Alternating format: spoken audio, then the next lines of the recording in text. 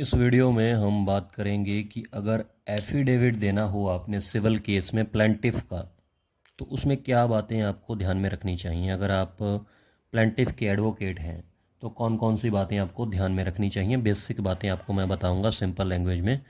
सबसे पहले तो ये देखिए कि आपको जो एफिडेविट आप देते हैं कोर्ट में प्लेंटिफ की तरफ से, तो जो आप लैंग्वेज लिखते हैं एफिडेविट के अंदर, कोशिश कीजिए कि वो लैंग्वेज वो बिल्कुल सिंपल लैंग्वेज होनी चाहिए।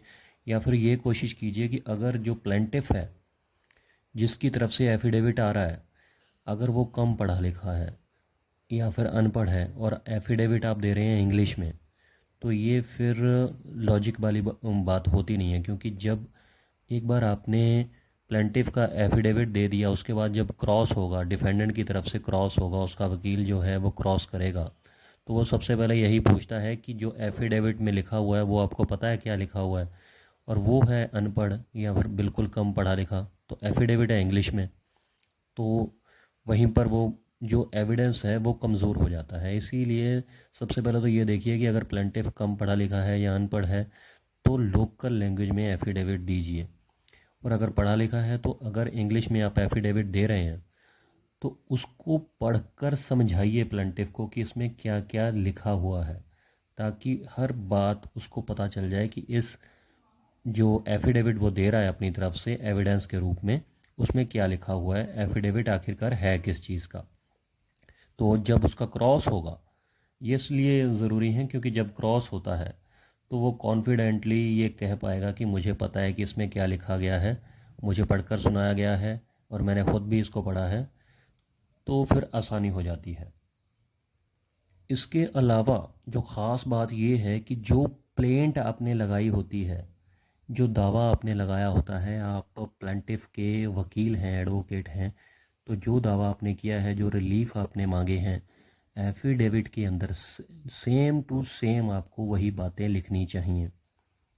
ऐसा ना हो कि आपने जो दावा है, जो प्लेंट है, उसमें कोई और रिलीफ मांगा है, कुछ और कह रहे हैं आप, और जो एफिडेविट आप दे रहे हैं एविडेंस के रूप में, उसमें आप कुछ और बात कह रहे हैं। ये कॉन्ट्राडिक्टरी नहीं होना चाहिए, क्योंकि एफिडेविट और आपकी जो प्लेंट है, जो दावा है, अगर वो कॉन्ट्राडिक्टरी हैं, आपस में डिफ़र कर रहे हैं, तो फिर आपका केस जो है वो कमज़ोर हो जाएगा।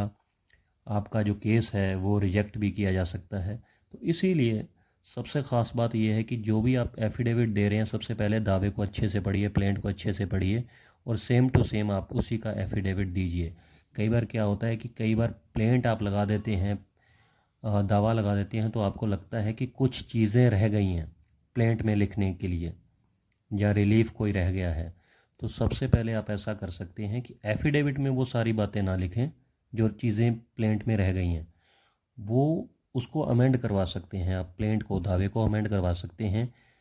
ऑर्डर अंडर 6 रूल 17 की एप्लीकेशन होती है, वो लगा दीजिए आप। वो लगाकर जब अलाउ हो जाती है वो एप्लीकेशन कोर्ट की तरफ से, तो आप अमेंडेड प्लेंट लगा सकते हैं। अमेंडेड प्लेंट जब एक बार आ जाएगी, उसके बाद फिर आप अपना प्लेंटिफ का एविडेंस देंगे एफिडेविट के रूप में, तो फिर एफिडेविट भी सेम टू सेम आप जो प्लेंट लगाई है आपने अमेंडेड, उसी तरीके से आप एफिडेविट दे सकते हैं। लेकिन ऐसा कभी मत कीजिएगा कि प्लेंट में आपने कुछ और कहा है और एफिडेविट में आप कुछ और अलग से, कुछ और बढ़ा चढ़ाकर कोई एफिडेविट दे रहे हैं, तो वो बातें जो हैं वो कॉन्ट्राडिक्टरी हो जाती हैं, जो कि आपके केस के लिए, मतलब आपके केस को कमज़ोर करेंगी वो बातें।